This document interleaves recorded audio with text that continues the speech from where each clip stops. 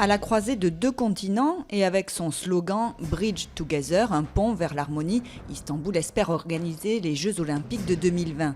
Ce seraient alors les premiers à se tenir dans un pays musulman.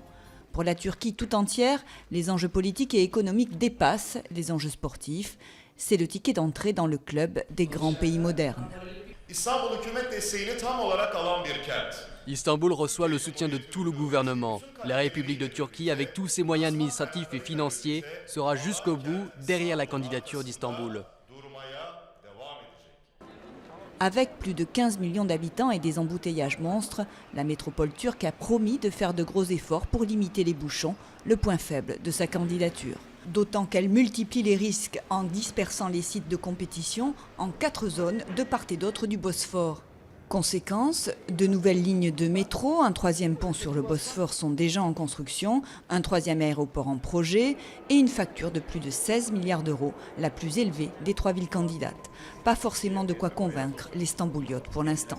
Ici, il n'y a aucun transport en commun. Un trajet dure des heures et de toute façon, nous n'avons pas assez de compétences sportives.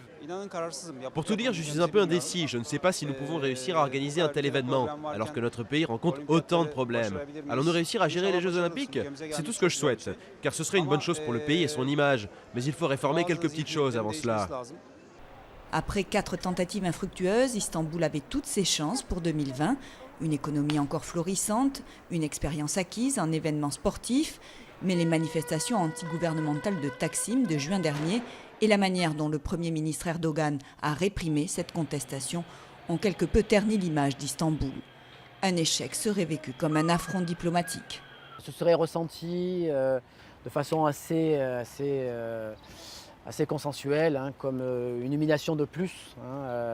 À l'égard d'un pays qui s'efforce depuis des années de corriger son image, de développer son pays, de l'asseoir dans une modernité compatible avec l'islam. Après s'être laissé séduire pour 2016 par Rio au Brésil, les membres du CIO pourraient hésiter à accorder les Jeux à un autre pays émergent.